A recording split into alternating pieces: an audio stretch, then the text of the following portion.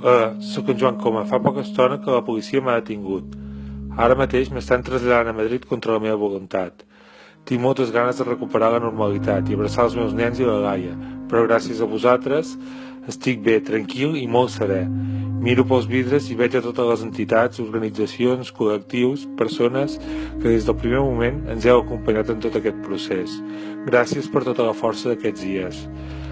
Em feu sentir lliure i sense por, també ara detingut. Imagino que d'aquí unes hores, o demà mateix, declararé davant de l'Audiència Nacional. L'Estat m'obliga a comparèixer per haver defensat, en un ple municipal, el dret a desobeir lleis injustes. Podria no declarar, dir que no tinc res a dir, però de camí forçat a l'audiència no paro de pensar que sí, que hi tenim molt a dir, que el problema no el tinc jo ni nosaltres, sinó ells, tots aquells que volen guanyar els jutjats allò que només pot resoldre's democràticament.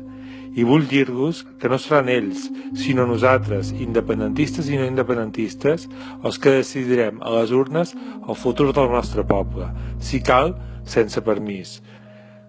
Gràcies a tots per haver-me permès escollir aquest camí lliurement i acompanyar-me en tot el trajecte. Ens veiem aviat on tot comença.